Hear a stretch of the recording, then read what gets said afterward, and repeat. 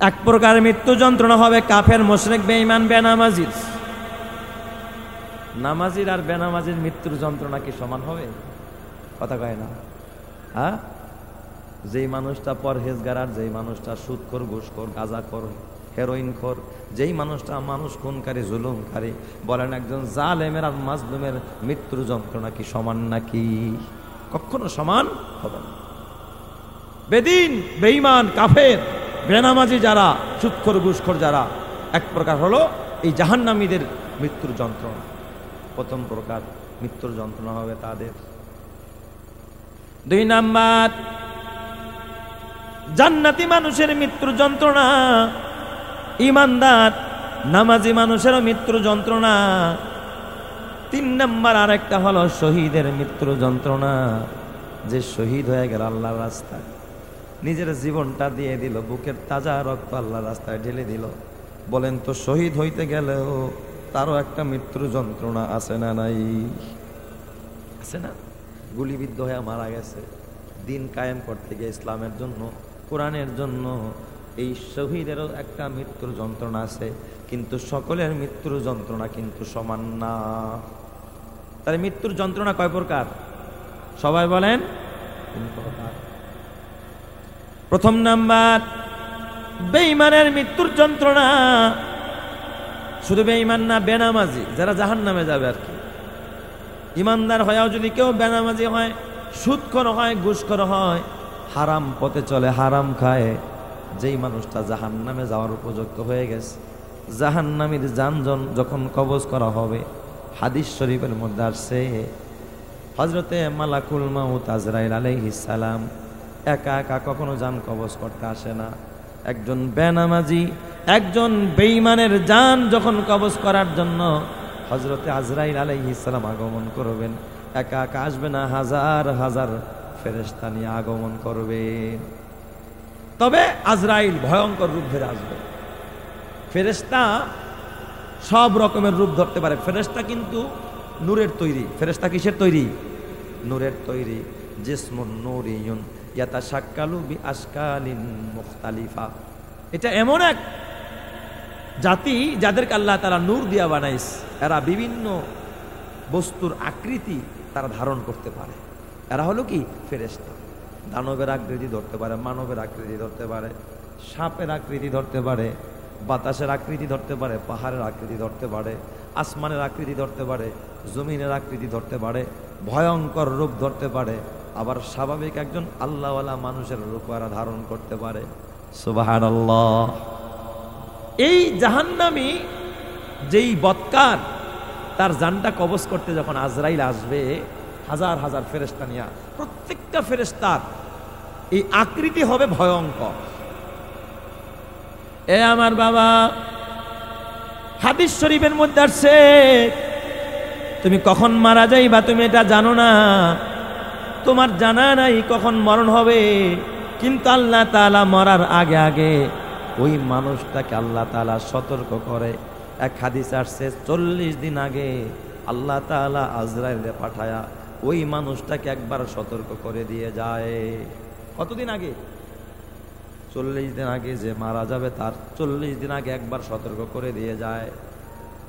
যদি বুঝার হয় বুঝবে, তাকে বলে তওবা করো, তাকে বলবে নামাজ পড়ো, তাকে ইশারায় বলবে, ইঙ্গিতে বলবে, বুঝাইবে, তাকে ভয়ঙ্কর রূপ দেখাবে, ভয় ভীতি ভিতরে পয়দা করে দিবে। এরপর থেকে সে আস্তে আস্তে দুর্বল হওয়া আরম্ভ করবে। যখন সে বেঈমান হয়ে কবরে যাবে, জাহান্নামী হয়ে কবরে যাবে, এই সতর্ক হওয়ার পরে, সতর্ক করার পরে সে সতর্ক হবে না, বরং তার ভিতরে ভয়ঙ্করতা, পাপের মাত্রা আরো বেড়ে যাবে, আরো পাপ বাড়ায় দিবে। একবার আসবে 40 দিন আগে, আরেকবার সতর্ক করবে 3 দিন আগে, আর 3 দিন বাকি আছে। তখন একবার আজরাইল আইসা তখন তাকে সকাল বিকাল বারবার তাকে সতর্ক করতে থাকে আল্লাহর গোলাম। কেন তো জানে না 3 দিন পর আমার মরণ। ওর যত সময় গণায় আসে তখন বিবির চিন্তা বেড়ে যায়, সন্তানের চিন্তা বেড়ে যায়, সম্পদের চিন্তা বেড়ে যায়। আরে কাবিলা বাজারের দোকানের কি হালাত আমার হবে, ভাদুয়া পাড়ার ব্যবসার কি অবস্থা হবে, ইটের বাটার কি খবর হবে, আমার অমুক সম্পদের কি হবে, আমার চেয়ারম্যানই কারে দিয়ে যাব, মেম্বারে কারো দিয়ে যাব। ওর যত মৃত্যুর সময় গণায় আসবে, দুনিয়ার প্রতিও তত লালায়িত হয়ে যাবে, আখেরাতকে তত বেশি ভুলে যাবে। কথা ঠিক কিনা? আল্লাহ রে দুনিয়া স্মরণ করায় দিবে, আখেরাতকে ভুলে যাবে। সতর্ক করলেও সতর্ক হবে না, বারবার সতর্ক করতে থাকবে। যত সময় যায় সতর্ক হবে না। একদিন বাকি, কিছুক্ষণ পর মারা যাবে। এই মুহূর্তে আজরাইল আলাইহিস সালাম মালাকুল মাউত হাজার হাজার ফেরেশতা নিয়ে আমার সামনে হাজির হবে। আর ফেরেশতাদের আকৃতি হবে ভয়ঙ্কর আকৃতি। এই আকৃতি দেখলেই ওর চোখ উল্টানো আরম্ভ হয়ে যাবে। দেখবেন চোখ উল্টায় যাইতেছে, পাও বাঁকা হয়ে যায়, হাত বাঁকা হয়ে যায়, মুসরাইতেছে, খালি মুসরাই। আজরাইল আলাইহিস সালাম এই হালাতে এসে কেমনে জানটা বের করে একটু শোনেন। এ আমার বাবা, এই রুহটা বের হওয়া এত সহজ না। দেখেন না, একটা পাখি জবাই করলে, একটা মুরগি জবাই করলে গলাটা কেটে ফেলার পরেও তারপরে দেখবেন হাত পাও টানা দেয়, কেমন করে ছটফট ছটফট করতে থাকে। একজন মানুষের রূহ বের হওয়া এত সহজ না, এত সহজ না। ওই আজরাইল আলাইহিস সালামের হালাত দেখা তার কলিজার পানি শুকায়া যাবে। দেখবেন তখন মানুষ মুখে পানি দেয়, কলিজাটা শুকায়া গেছে। আজরাইলে আমরা না দেখলেও ওই মুমূর্ষু রোগী যার মৃত্যুর শয্যায় যিনি সজ্জিত আছে, তিনি ঠিকই আজরাইলকে এবং ওই সমস্ত ফেরেশতার ভয়ঙ্কর রূপগুলো সে নিজের চোখে দেখতে পায়।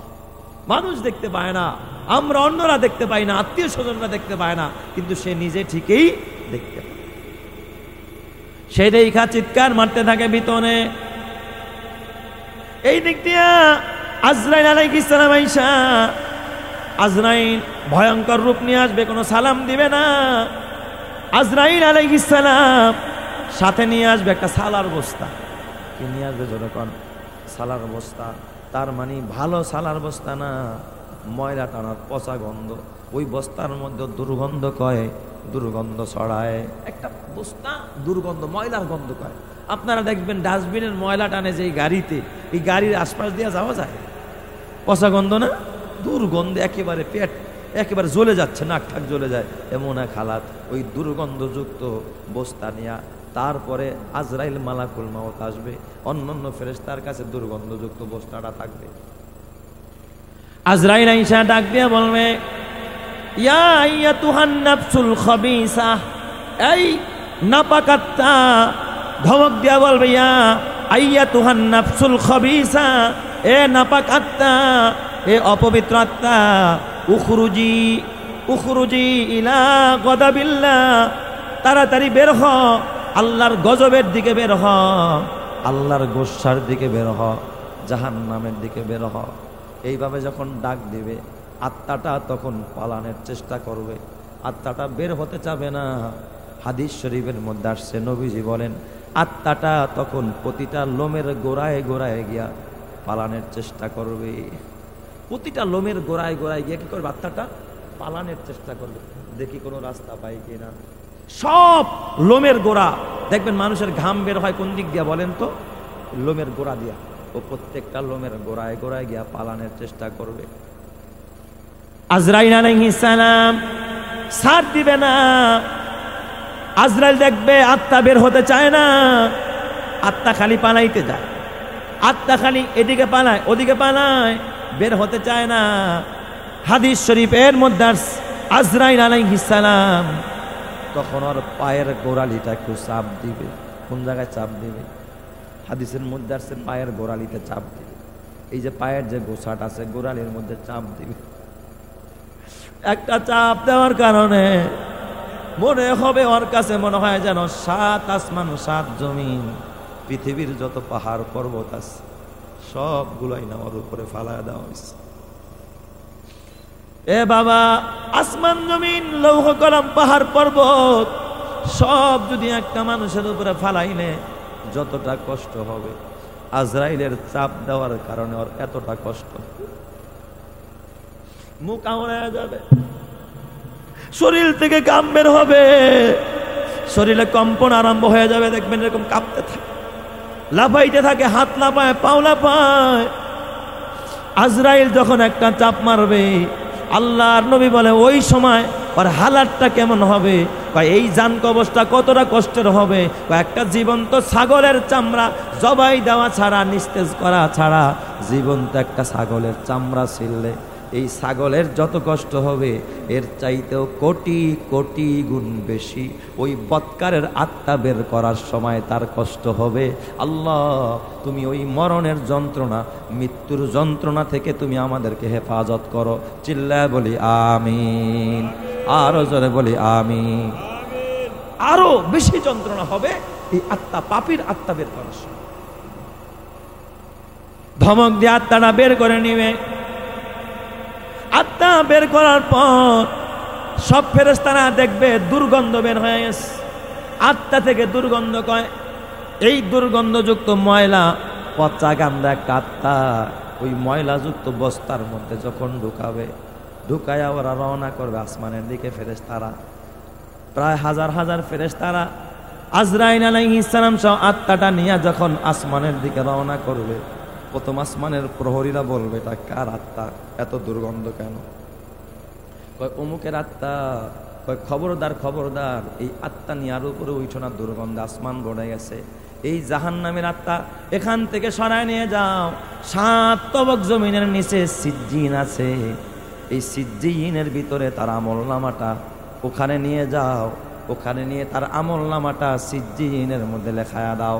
আল্লাহর কোরআন বলে ওয়া ইন্নাল ফুজ্জারা ওয়া ইন্না কিতাবাল ফুজ্জারা লাফি সিজ্জিন। ফুজ্জার পাপী যারা, তাদের আমলনামা আল্লাহ তাআলা লিপিবদ্ধ করে রাখবেন সিজ্জিনের ভিতরে। আর আবরার যারা, ওয়া ইন্না কিতাবাল আবরার লাফি ইল্লিন। আর ইমানদারের আমলনামা, ইমানদারের কিতাব, ইমানদারের নেক আমল, এগুলো সব আল্লাহ তাআলা 7 আসমানের উপরে ইল্লিয়িন নামক জায়গার মধ্যে আল্লাহ তাআলা সংরক্ষণ করবে। চিৎকার মেরে কন্না আল্লাহু আকবার। ওরে মরণ থেকে যতই পালাও, মরণ থেকে যতই পালাও, মরণ তোমায় লইবে ঘিরি। যদিও সুদূর আকাশ পানে পালাও সেথায় লাগিয়ে সিঁড়ি। কোনো বাঁচার রাস্তা নাই, ভ্যাকসিন দিয়েও এই মৃত্যুর যন্ত্রণা থেকে রেহাই পাওয়ার কোনো সুযোগ।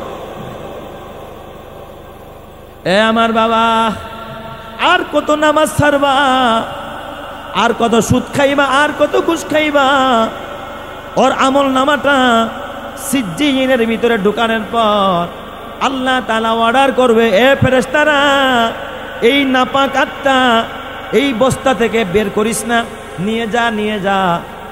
ওর লাশটা, ওর বডিটা যেই কবরের মধ্যে দাফন করা হয়েছে, এই আত্মাটা ওই বডির মধ্যে নিয়ে ঢুকায়া দে। এবার যখন ওই আত্মাটা সিজ্জিনের ভিতরে ওর আমলনামা ঢুকায়া দেওয়ার পরে, আত্মাটাকে আলাদা করে যখন কবরের মধ্যে দেয় না, আবার ওই মৃতদেহের মধ্যে যখন ঢুকায়া দিবে, ঢুকায়া দেওয়ার পর আল্লাহ তাআলা ওরে জিন্দা বানায়া ওই জায়গার মধ্যে মুনকার নাকির ফেরেশতা পাঠায়া দিবে। ফেরেশতা আইসা ওরে জিজ্ঞাসা করবে, মার রব্বুকা, এই বেটা, এই বল তোর রবকে। ও তখন এক কথাই বলবে, হা হা লা আদরি, আমি জানি না আমার রবকে। এই দুনিয়াতে রবের নিয়ামত ভোগ করে যারা রব চেনে না, যারা আল্লাহ চেনে না, বলেন তো এদের মতো নিমক হারাম, এদের মতো নাফরমান আর কেউ হতে পারে না। জিজ্ঞাসা করবে, আমার দিনুকা, তোর দিন কি, এই তোর ধর্ম কি বল। ও যদি ধর্মের কথা বলতে পারবে না, হা হা লা আদরি বলবে, ওমান হাদার রজুল, এই ব্যক্তিটাকে, আমার নবীজির দিকে ইশারা করে বলবে, এই ব্যক্তিটাকে, হা হা লা আদরি, কিছুই জানি না, হায় কিছুই জানি না। তখন আল্লাহ তাআলা অর্ডার করবে ফেরেশতাদেরকে, আফরিসুহু মিনান নার, এই বান্দার জন্য এই কবরের মধ্যে জাহান্নামের বিছানা বিছায়া দাও।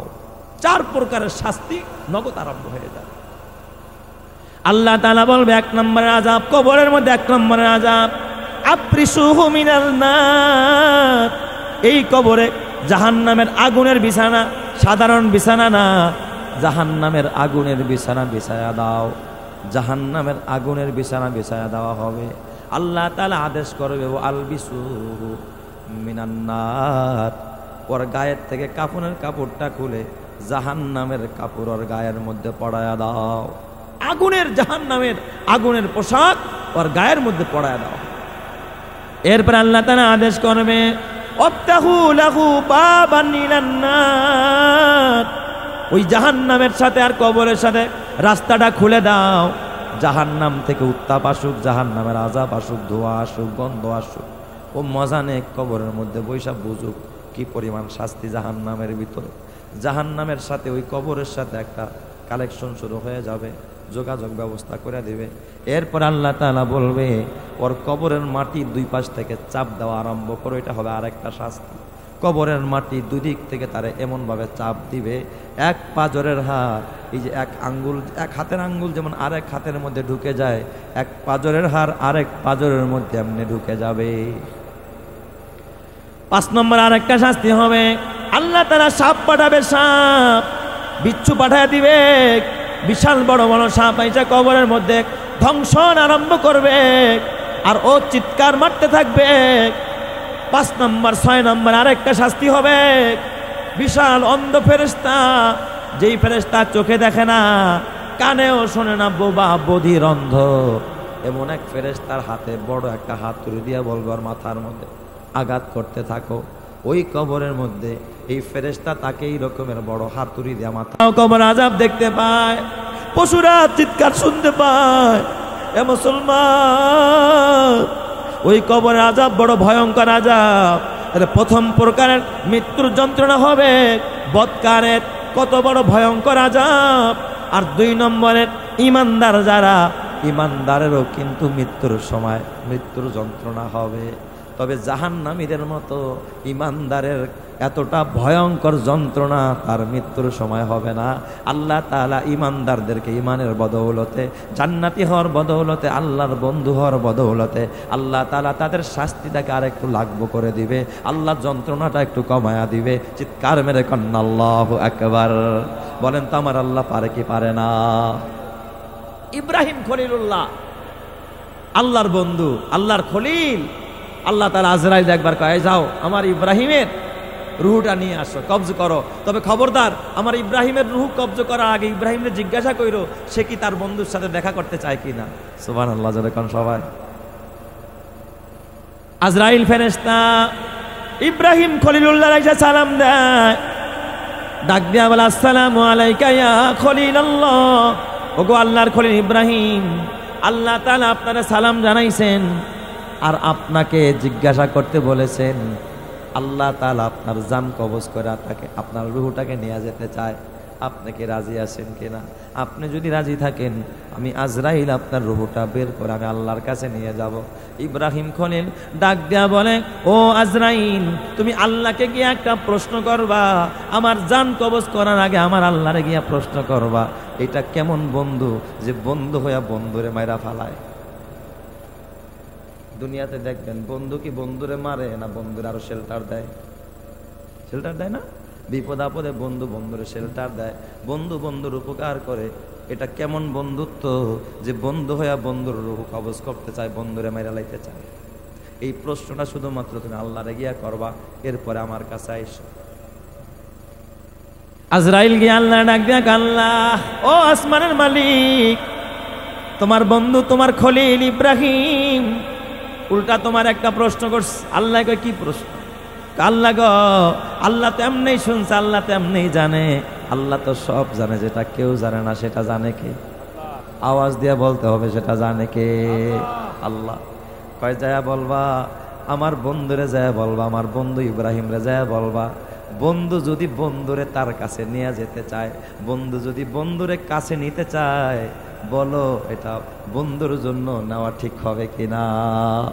তুমি গিয়া ইব্রাহিমরে এই প্রশ্নটা করবা যে বন্ধু বন্ধুর লগে দেখা করতে চায়, বন্ধু বন্ধুরে বাড়িতে বেড়াইতে নিতে চায়, বলো এটা ভালো হবে না খারাপ হবে? হযরতে আজরাইল আইসা ইব্রাহিম খলিল ডাক দেয়া বললেন, ও খলিল, আল্লাহ তো উল্টা প্রশ্ন করেছে, বন্ধু যদি বন্ধুরে তার বাড়িতে বেড়াইতে নিতে চায়, বন্ধু যদি বন্ধুরে কাছে নিতে চায়, দিদার করতে চায়, এটা বন্ধুর জন্য ভালো হবে না খারাপ হবে? দেখবেন এক বন্ধু আরেক বন্ধুরে দেখতে চায় কি চায় না?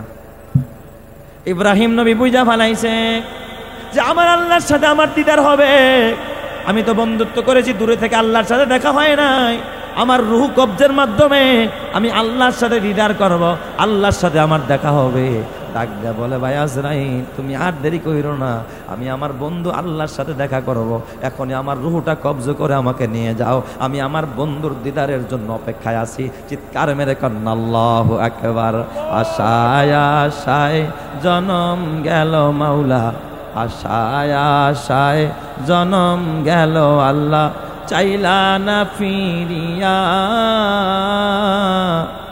আর কত কাল থাকবো মালিক তোমার দিদার পানে চাইয়া, আর কত কাল থাকবো মাবুদ তোমার দিদার পানে চাইয়া। তুমি মুসার সাথে কইলে কথা তুর পাহাড়ে নিয়া, আর কত কাল থাকবো মাবুদ তোমার দিদার পানে চাইয়া। আশায় আশায় জনম গেল আল্লাহ, আশায় আশায় জনম গেল মাওলা, চাইনা না ফিরিয়া, আর কত কাল থাকবো মাবুদ তোমার দিদার পানে চাইয়া। তুমি ইব্রাহিমের সাথে কইলে কথা আগুনে ফেলিয়া, আর কত কাল থাকবো মালিক তোমার দিদার পানে চাইয়া, আর কত কাল থাকবো মাবুদ তোমার দিদার পানে চাইয়া। আল্লাহ ওই তোমার দিদার আমাদের সবাইকে নসিব করো, জোরে কান আমিন। ইমানদারের জান যখন কবজ হবে, দুই প্রকার, দ্বিতীয় নম্বরের মৃত্যুর যন্ত্রণা। আল্লাহ তাআলার নবী বলে, আজরাইল মালাকুল মাউত একা একা আসবে না, হাজার হাজার ফেরেশতাদের দল নিয়ে আসবে। কিন্তু এবার রহমতের ফেরেশতা, রহমতের রূপ ধরা সব ফেরেশতা নিয়ে আগমন করবে।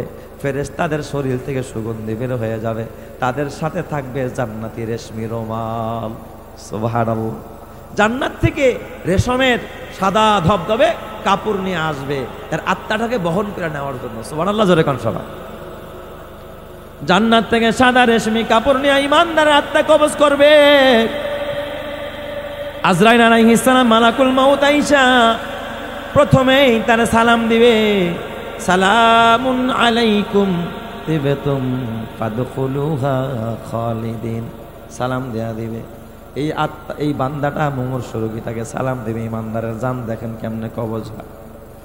ইমানদারের প্রথমে আজরাইল সালাম দিবে।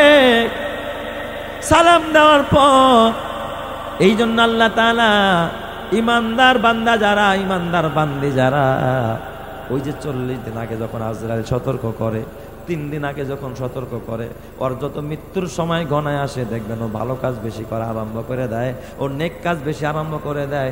এমন সময় হয় যে সেজদারত অবস্থায় ওর জানটা কবজ হয়ে যায়। চিৎকার মেরে কন্যা আল্লাহু আকবার। সেজদারত অবস্থা আল্লাহ তাআলা কি দিয়ে দেয়? মরণ দেয়। আজরাইল আলাইহিস সালাম সালাম দিবে। সালাম দিয়ে আইসা এবার আজরাইল ডাক দিবে, ইয়া আইয়াতুহান নাফসুল হামিদা, এ প্রশংসিত আত্মা। অন্য রায়াতের মধ্যে আসছে ইয়া আইয়াতুহান নাফসুত তাইয়্যিবা, এ পবিত্র আত্মা, উখরুজি ইলা মাগফিরাতিম মিনাল্লাহ, বের হ তোর রবের ক্ষমার দিকে বের হ, ওয়া রাহমাতিহি ওয়া রিদওয়ানিহি, তোর রবের সন্তুষ্টির দিকে বের হ, তাড়াতাড়ি আয়। ইমানদারের আত্মাকে যখন এইভাবে সালাম দিয়া ডাকা আরম্ভ করবে, ইমানদারের আত্মাটা কিভাবে বের হবে? হাদিস শরীফের মধ্যে আসছে, ওই বান্দাটা আস্তে করে টান করে এরপরে স্বাভাবিক হালাতে শুয়ে পড়বে। দেখবেন আটার খামিরা বানাইলে ওই আটার ভিতরে যদি কোনো চুল থাকে, চুলটা যেমন আস্তে আস্তে করে টান দিলে আটার খামিরা থেকে বের হয়ে যায়, ঠিক এইভাবে করে ইমানদারের আত্মাটা তার দেহ থেকে আস্তে আস্তে করে বের হবে। কিন্তু তারও মৃত্যুর যন্ত্রণা হবে। এই যন্ত্রণায় বেশিরভাগ টাইম দেখবেন ইমানদারের অন্য কোনো জায়গায় যন্ত্রণা হবে না, হাত পা দাপাবে না, মুখ বাঁকা হবে না, শুধুমাত্র ইমানদারের কপালটা, পেশানিটা একটু ঘামায়া যাবে।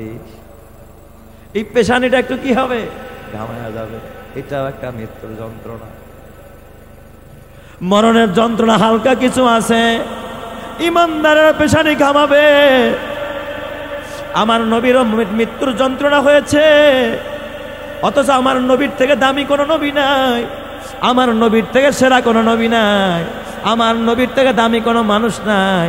মা আয়েশা সিদ্দিকা রাদিয়াল্লাহু তাআলা আনহা বলেন, আল্লাহর নবীর যখন মুমূর্ষ অবস্থায়, নবীজি যখন সাকরাতুল মাউত শুরু হয়ে গেছে, নবীজি শুয়ে পড়ছেন, মা আয়েশার ইশারা দিয়া বললেন একটু পাত্রের মধ্যে পানি দাও। মা আয়েশা একটা পেয়ালার মধ্যে পানি নিয়ে নবীজির পাশে বসা। নবীজি এ বাবা হাই হুতাশ করতেছে, নবীজির শরীরটা ঘেমে যাচ্ছে, মাথা ঘেমে যাচ্ছে, নবীর চেহারা থেকে ঘাম বেয়ে বেয়ে পড়ছে। মা আয়েশা ওই পানির পেয়ালার মধ্যে হাতটা ভিজায়া, ভিজা হাত নবীর মাথার মধ্যে দেওয়া আরম্ভ করছে, ভিজা হাতটা নবীর মাথার মধ্যে দিতেছে। আর নবীজি তখন ডাক দিয়া বলতেছে, আল্লাহকে ডাক দিয়া বলে, ইয়া ওয়াইলাতা, আল্লাহ তাআলাকে ডাক দিয়া বলে, আল্লাহ ইন্না লিল মাউতি সাকরাত, নিশ্চয় মরণের বড় যন্ত্রণা, মরণের যন্ত্রণা বড় ভয়ঙ্কর। নবীজি বারবার এই কথাটা বলতেছেন, ইন্না লিল মাউতি সাকরাত, নিশ্চয় মরণের যন্ত্রণা বড় কঠিন যন্ত্রণা। এইভাবে নবীজির মাথার মধ্যে পানি দিয়া দিয়া বারবার কপালের মধ্যে হাত দিতেছিলেন, ভিজাইতেছিলেন। নবীর গোটা দেহটা যেন আগুনের মতো গরম হয়ে গেছে। তার মানে বোঝা গেল ইমানদারের রুহু কবজের সময়ও বাবা যন্ত্রণা হয়। এই জন্য আল্লাহর কোরআন বলে, ওয়াজাআত সাকরাতুল মাউতি বিল হক, মরণের যন্ত্রণা যে হবে এ থেকে বাঁচার কোনো রাস্তা ইমানদার তোমারও নাই। আরেকটা হলো শহীদের মৃত্যুর যন্ত্রণা। যে শহীদ হয়ে যায়, শহীদ কিন্তু ঘরে বসে শহীদ হয় নাকি? রাজপথে গিয়া শহীদ হয়, জিহাদের ময়দানে গিয়া শহীদ হয়, দিনের জন্য কল্লা দিয়ে দেয়, তীর বসায়, বর্ষা বসায়, গর্দান কাটে, ফাঁসির কাস্টে ঝুলায়। শহীদের মৃত্যুর যন্ত্রণা কেমন হবে? হাদিস শরীফের মধ্যে আসছে একজন শহীদের মৃত্যুর যন্ত্রণা কেমন হবে। হাত দিয়া যদি কেউ কারো শরীরে একটু চিমটি কাটে, চিমটি কাটলে যতটুকু যন্ত্রণা হবে, যতটুকু ব্যথা হবে, আল্লাহর নবী বলেছেন একজন শহীদের মৃত্যুর যন্ত্রণা এর থেকে এক চুল আর এক জাররা পরিমাণ বেশি হবে না। চিৎকার মেরে কন্যা আল্লাহু আকবার। তাহলে শহীদের মৃত্যুর যন্ত্রণা হবে মাত্র নখ দিয়া। এই হাতের মধ্যে একটু চিমটি কাটলে যতটুকু ব্যথা হয়, একজন শহীদ অতটুকু ব্যথা পাবে। এটা হবে তার যন্ত্রণা। কিন্তু বাবা বৎকার হয়ে যদি মরস, বাঁচার কোনো রাস্তা থাকবে না রে বাবা, কবরে যেতে হবে খবরদার। এই জন্য এখন থেকে পণ কর, আর জীবনে নামাজ ছাড়বো না, এখন থেকে পণ করা দরকার।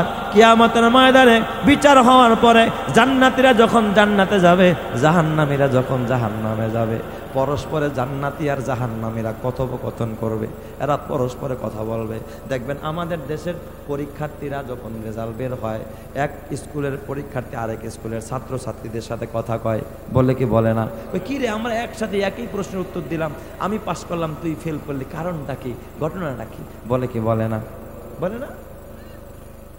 গত বছর পরীক্ষার রেজাল্টের পর এসএসসি পরীক্ষায় এক ভাই তার ছেলে ফেল করছে, 2 বার ফেল করছে। এখন আসছে আমার কাছে, হুজুর একটু পানির ভরা দেন। সর্বনাশ, কি হয়েছে? পোলাটা 2 বারই অঙ্কতে ফেল করলো, সব ভালো, ব্রেন ভালো হুজুর, হ্যাঁ 20-30টা ফোন নাম্বার মুখস্থ রাখতে পারে, কিন্তু অঙ্ক বোঝে না। সব পোলাপান যেই অঙ্ক স্যারের কাছে পড়ে, এটা হেডার কাছেই পড়ে, কিন্তু এইটাই কেন ফেল করে বুঝি না কিছু। একটু পানি ভরা দেন, একটু দোয়া করে দেন, মাথাটা হাতায় দেন হুজুর। এরকম দেখবেন পরীক্ষার্থীরা পরস্পরে কথা কয়। জান্নাতীরা যখন জান্নাতে যাবে, জাহান্নামীরা যখন জাহান্নামে যাবে, আল্লাহ তাআলা দুইজনে দেখতে পাবে। জান্নাতীরা জাহান্নামকে দেখবে, জাহান্নামীরা জান্নাতীকেও দেখবে পাশাপাশি। তারপরে তারা পরস্পরের মধ্যে কথোপকথন আরম্ভ করবে। জান্নাতী আর জাহান্নামীদের মাঝে কেমন কথোপকথন হবে? আল্লাহর কোরআন বলে, ফি জান্নাতি ইয়াতাসাআলুনা আনিল মুজরিমিন। জান্নাতি মানুষগুলো জাহান্নামীদেরকে ডাক দিয়া বলবে, ক্বালু, এ বাবা ডাক দিয়া বলবে, মা সালাকাকুম ফি সাকর। এই ভাই, ভাদুয়াপাড়ায় আমিও ভাদুয়াপাড়া থাকতাম, তুইও ভাদুয়াপাড়া থাকতি, আমরাও যেই বংশের লোক, তুইও তো সেই বংশের লোক। এবার তোর দাদাও যিনি, আমার দাদাও তিনি। খবরদার, তুই যেই স্কুলে পড়ছস আমিও সেই স্কুলে পড়ছি, তুই যেই সমাজে চলছস আমিও সেই সমাজে চলছি, তুই যেই বাজার থেকে বাজার করতে আমিও সেই বাজারের বাজার করতাম, কিন্তু আজকে কোন জিনিস তোরে জাহান্নামে নিয়ে গেল? মা সালাকাকুম ফি সাকার। একসাথে রাজনীতি করতাম, একসাথে দোকানে চা খাইতাম, এক গাড়িতে চলতাম, একই এলাকায় বিয়ে শাদিতে একসাথে চলাফেরা করতাম, কিন্তু আজকে আমি জান্নাতি, তুই কেন জাহান্নামে গেলি? মা সালাকাকুম ফি সাকার। কোন জিনিস তোদেরকে জাহান্নামে নিয়ে গেল বল, এই জাহান্নামীরা বল। এই পরস্পরে কথোপকথন করতে থাকে। জাহান্নামীদের মুখেই শোনেন ওরা কেন জাহান্নামে যাবে। ওরা বলবে 4 কারণে জাহান্নামে আসছি। কয় কারণে? সবাই বলেন কয় কারণে? 4 কারণে জাহান্নামে আসছি। ক্বালু লাম নাকু মিনাল মুসাল্লিন।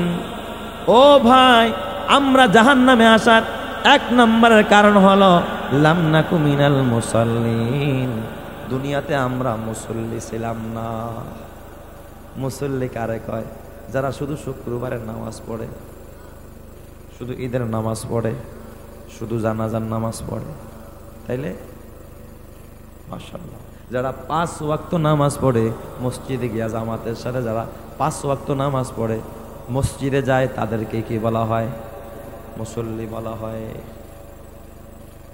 আপনি দেখেন মুসল্লির কাতারে আপনি আছেন কিনা? এটা তো জাহান্নামীদের মুখের কথা। আল্লাহর কোরআন মিথ্যা না। সূরা মুদ্দাসসির খুলে দেখেন, আল্লাহ তাআলা 40 থেকে 47 নং আয়াতের মধ্যে জাহান্নামে যাওয়ার তারা 4টা কারণ উল্লেখ করবে। 1 নম্বরে বলবে ক্বালু লাম নাকু মিনাল মুসাল্লিন। আমরা মুসল্লি ছিলাম না, নামাজ পড়তাম না। অথচ আমরা শুধুমাত্র শুক্রবারের নামাজ পড়া জান্নাতি সাজা গেছি। খালি শুক্রবারের নামাজ পড়ে। বলেন এরা কি মুসল্লি না শুক্র আলী? এরা মুসল্লি না শুক্র আলী? আল্লাহ কি খালি কইছেন শুক্র আলী হইলেই তুই জান্নাতে চলে যাবি?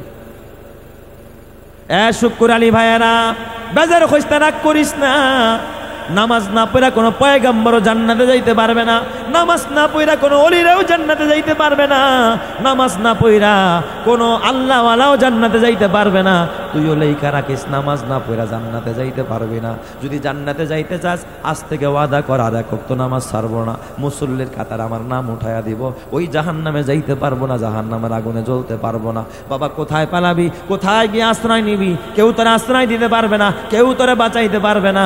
বলেন তো, দুনিয়ার মানুষ তোরে দুনিয়ার বিপদ থেকে বাঁচাবে, কিন্তু আসমানের বিপদ থেকে বাঁচানেওয়ালা কেউ নাই। বলেন তো, একমাত্র বাঁচানেওয়ালা যিনি, তিনি কে? ঈমানের পথে অবিচল থেকে আমার মরণ যেন হয়। তোমারই কাছে মিনতি আমার, মহামহিম দয়াময়। ঈমানের পথে অবিচল থেকে আমার মরণ যেন হয়। প্রতিদিন মিথ্যের মুখোমুখি হয়, বেদিন ফাঁসে কেরা করে হইচই। আজাজিলে সে গোমরাহি সুর গানে করে তুলে মোহময়। ঈমানের পথে অবিচল থেকে আমার মরণ যেন হয়। তোমারই কাছে মিনতি আমার, মহামহিম দয়াময়। ঈমানের পথে অবিচল থেকে আমার মরণ যেন হয়। চিৎকার মেলে বলি আমিন। এ বাবা, আল্লাহর হাত থেকে বাঁচার কোনো রাস্তা আসেনি। একজন বাদশার ঘটনা শোনায়, খেয়াল করেন, মনোযোগ আসেনি আপনাদের। বাদশাহ মালিক ইবনে আব্দুল মালিক বিন মারওয়ান, উনি ছিল দামেস্কের বাদশাহ। দামেস্ক মানে এই যে আপনার সিরিয়ার রাজধানী দামেস্ক। এই সিরিয়ার রাজধানী দামেস্ক। তখন এই দামেস্কের বাদশাহ ছিল বাদশাহ আব্দুল মালিক বিন মারওয়ান। এই খলিফা আব্দুল মালিক বিন মারওয়ান খুব ভীত মানুষ ছিল, মরণে খুব ভয় পাইত আর কি। একবার মহামারী দামেস্কের মধ্যে, খুব, এই যে আমাদের দেশে করোনা গেছে না, বলেন করোনার সময় মানুষ কতটা সেফটি, ওরে বাপরে বাপ। বহিরাগত কেউ এলে আগে হাত পাও দাও, তারপরে ঘরে ঢুকো। তাহলে মাস্ক নাই সেবা নাই, কি কয়? মাস্ক আছে তো সেবা আছে, মাস্ক নাই সে বানায় কি যে ভয় মরণের, ওরে আল্লাহ। তো খলিফা মালিক বিন মারওয়ানের দেশেও একবার দামেস্কে মহামারী শুরু হয়েছে। তো উনি করছে কি, এই মহামারীর ভয়ে, বাঁচার ভয়ে জমিনে থাকুন না, জমিনে মহামারী শুরু হয়েছে, গোড়ায় উঠছে। গোড়ায় উঠা এখন খাওয়া দাওয়া ওনার গোড়ার উপরে দেখে, জমিনে নামবে না, কারণ মহামারীতে যদি ধরে ফেলায় ওই গোড়ার মধ্যে বৈশাখ খায়, পায়খানা প্রস্রাবটা পর্যন্ত ঘোড়ায় বৈশাখ করে। সাথে কিছু বিশ্বস্ত খাদেম খুদ্দাম দেহরক্ষী উজির নাজির সাথে নিয়ে এক জঙ্গলে চলে গেছে, সেখানে খাওয়া দাওয়া ওই ঘোড়ার উপর বৈশাখ ঘুমায়। তো ঘোড়ার উপরেই ঘুমায়, হাওদা লাগায় দিছে, ওখানেই ঘুমায়, নামে না। হঠাৎ করে বাচ্চার একদিন ঘুম হয় না, ঘুম ধরতেছে না। তো বাচ্চা তার এক বিশ্বস্ত খাদেম, এক গোলাম ছিল খুব বিচক্ষণ, গোলামদের মধ্যে বুদ্ধিমান দিয়ে একটা গোলাম আছে না নাই, এটা বাচ্চার কাছে থাকে, খুব বুদ্ধি বিচক্ষণ। বাচ্চায় কয়, এই গোলাম আমার তো ঘুম আসতেছে না। খলিফা আব্দুল মালিক বিন মারওয়ান বলতেছে তার গোলাম রে, এই বেটাই আমার তো ঘুম আসতেছে না, তুই একটা গল্প শোনা আমাদের। কি শোনা?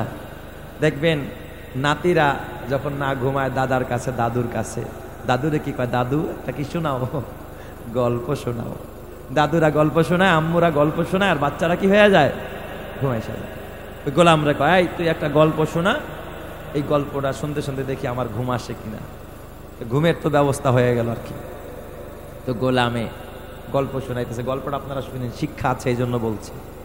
বলতেছে, বাচ্চা এক শিয়াল, সে জঙ্গলের হিংস্র প্রাণীদের থাবা থেকে বাঁচার জন্য এক বাঘের আশ্রয় নিচ্ছে।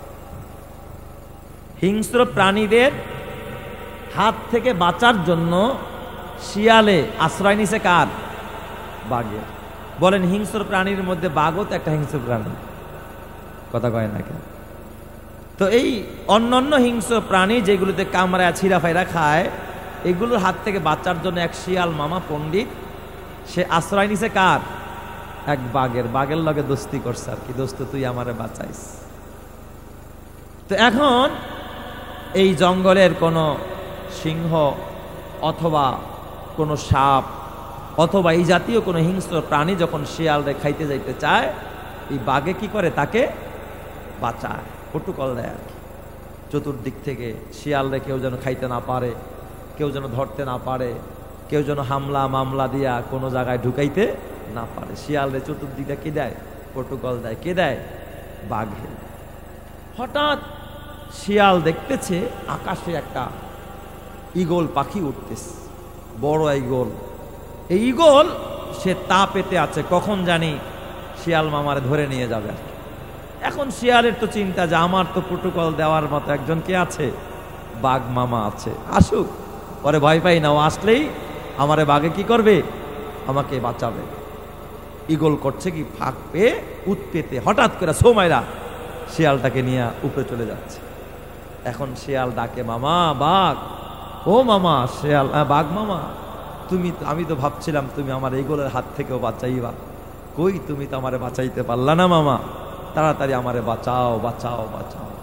এই কথা যখন বলে চিৎকার মারতেছে শিয়ালে, তখন বাঘ মামাই বলতেছে, ও শিয়াল, আমি তোরে আশ্রয় দিতে চেয়েছিলাম নিচের কোনো বিপদ আসলে, নিচের থেকে যখন কোনো বিপদ আসবে, ডানে আসবে বামে আসবে সামনে আসবে পিছনে আসবে, আমি বাঘ তোরে আশ্রয় দিতে পারবো, কিন্তু আকাশ থেকে যখন কোনো বিপদ আসবে, ওই বিপদ থেকে উদ্ধার করার মতো ক্ষমতা আমি বাঘের হাতে নাই। এই গল্প যখন এই গল্প খলিফা আব্দুল মালিক বিন মারওয়ান রে এই গোলামে শোনাইছে, গোলামের এই গল্প শুনা বাদশার ভিতরে ঢুকে গেছে যে আমার গোলাম তো গল্পটা আমারই বুঝাইল, যে আমি তো জমিনের বিপদ থেকে বাঁচার জন্য ঘোড়ার উপরে উঠেছি, হয়তোবা জমিনের বিপদ আমারে ধরবে না, কিন্তু আসমানের মালিক যদি উপর থেকে কোনো বিপদ পাঠায়া দেয়, আজরাইল পাঠায়া দেয়, তাহলে ঘোড়া কেন, ক্ষমতা কেন, আমেরিকা কেন, ভারত কেন, রাশিয়া কেন, চীন কেন, জাপান কেন, কোনো দাদা বাবু কেন, পৃথিবীর কেউ বাঁচাইতে পারবে না। বলেন তো বাঁচানেওয়ালা একজন যিনি, তিনি কে?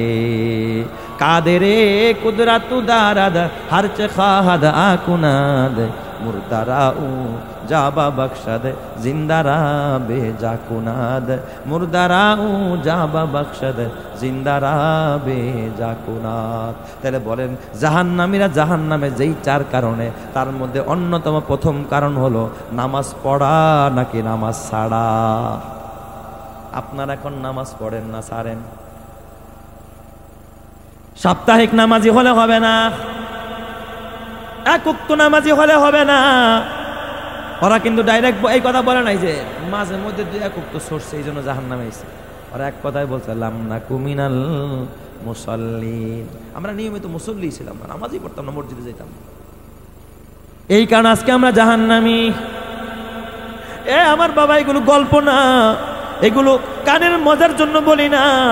বাবা এখনো ভালো হয়ে যাও, নামাজ ধরে নাও, নামাজ পড়ো, নামাজি হয়ে যাও, 5 বার আল্লাহর ঘরে যাও। 5 বার চেয়ারম্যানের সাথে দেখা করলে চেয়ারম্যানের সাথে সম্পর্ক হয় না, তার বাড়িতে 5 বার গেলে নেতা তোমার আপন বানায় নেয়। কসম আল্লাহর, কেউ যদি ফজরেও আল্লাহর ঘরে যায়, জোহরেও আল্লাহর ঘরে যায়, আসরেও যায়, মাগরিবেও যায়, এশাতেও যায়, কসম আল্লাহর ওই মানুষটাকে আল্লাহ তাআলা তার আপন বানায়া তার জান্নাতি করে দেয়। চিৎকার মেরে কন্না আল্লাহু আকবার।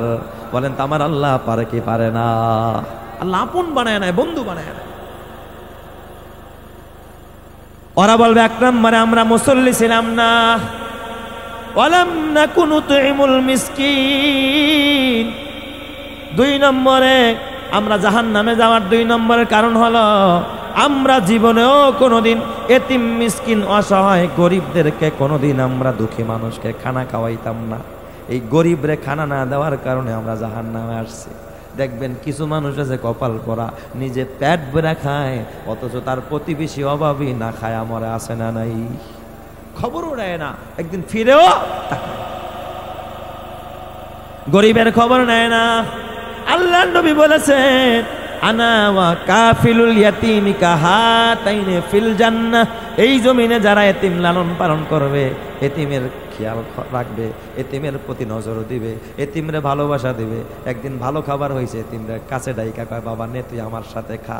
এতিমের সাথে খাবার শেয়ার করে যখন এতিমের মুখে হাসি ফুটায় দিবে, এতিম যদি একটু মুস্কি হাসি দেয়, আরশের মালিক আল্লাহ খুশি হয়ে যায়। আল্লাহ তাআলা এতিমের হাসির বরকতে, এতিমের খুশির বরকতে ওই মানুষটারেও আল্লাহ তাআলা তার নবীর সাথে একই সাথে জান্নাতি বানায়া দিবে। চিৎকার মেরে কন্না আল্লাহু আকবার। অথচ দেখবেন ধনীরা দাওয়াত দেয়া খাওয়ায়। হ্যাঁ, ধনীর বিয়েতে ধনীরাই দাওয়াত পায়, ফকিররা কি দাওয়াত পায়?